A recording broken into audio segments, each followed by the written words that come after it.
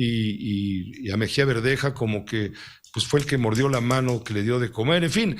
Alfonso Zárate, ¿cómo estás viendo en este tema de los usos del poder? Tú tienes tu columna todos los jueves en el periódico El Universal, precisamente los usos del poder, no nos la perdemos, y también eres presidente del Grupo Consultor Interdisciplinario, GCI, que es una firma especializada en análisis y estrategia de comunicación política. ¿Cómo estás viendo el tema específico de Coahuila, donde pues hay quien muerde manos y hay quien ladra muy paciente? En fin, tú dirás, tú tienes la palabra. Gracias, Pepe. Buenas noches. Yo diría, en primer lugar, que hay al menos tres condiciones que parecen perfilar el triunfo del PRI en Coahuila. En primer lugar, un ejercicio de gobierno eficaz, el de Miguel Riquelme, un gobernador bien calificado. En segundo término, un candidato joven, Manolo Jiménez Salinas, de solo 38 años, que entregó buenos resultados como alcalde de Saltillo. Recibió el reconocimiento como el mejor alcalde del país. Y finalmente está el dato de la fractura en Morena. Y lo ocurrido en Morena resulta sorprendente por distintas razones. La primera, porque todo parecía anticipar que el candidato del presidente era Ricardo Mejía Verdeja, el subsecretario de Seguridad y Protección Ciudadana. Basta mencionar un dato. En lugar de la titular de Rosa Isela Rodríguez, era Mejía quien semana tras semana participaba en las conferencias mañaneras para informar sobre las acciones gubernamentales en materia de seguridad pública y sus resultados. Es decir, que desde el Salón Tesorería de Palacio Nacional, Mejía era placeado para darle luz pública y para mostrarlo como cercano al gran elector. Por otra parte, el senador Armando Guadiana, quien resultó el triunfador de las encuestas, no solo no aparecía cercano al presidente, sino muy próximo al malquerido Ricardo Monreal.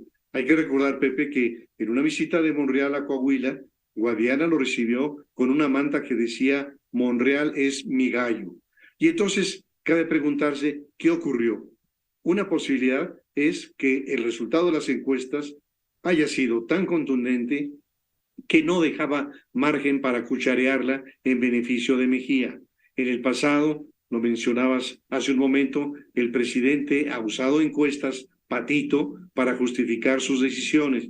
La más notable y más reprobable es, desde luego, la que justificó la cancelación del nuevo aeropuerto de Texcoco.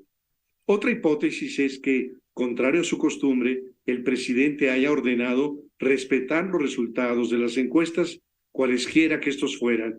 Y esto podría sentar un precedente muy interesante para las encuestas que decidirán el candidato o candidata presidencial de Morena, lo que le daría mayores incentivos a Marcelo Ebrard y a Adán Augusto para avanzar en su estrategia de posicionamiento ante la eventual caída de Claudia Sheinbaum.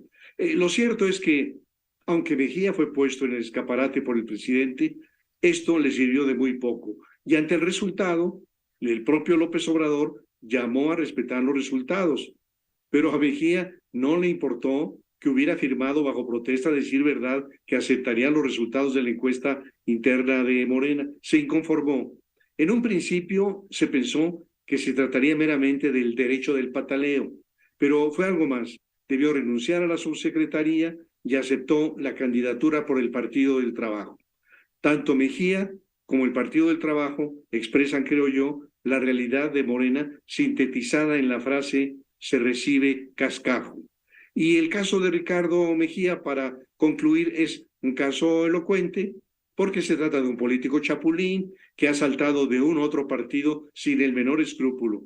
Militó en el PRI de 91 a 97, luego en el PRD de 99 a 2011, más tarde en Movimiento Ciudadano de 2011 a 2018, y de allí pasó a Morena de 2018 a 23 y ahora al PT. Así que en las más recientes elecciones para renovar el Congreso del Estado en Coahuila, el PRI se impuso y en las elecciones de ayuntamiento ganó 25 de 38 ayuntamientos. Así que creo, Pepe, que no resulta difícil imaginar que lo volverá a hacer. Así que si el PRI pierde el Estado de México, Coahuila podría ser el último reducto del otrora poderoso tricolor. Muchas gracias, Alfonso, por esta reflexión. Que estés muy bien. Buenas noches. Buenas noches, Pepe. Gracias al maestro Alfonso Zárate y los usos del poder.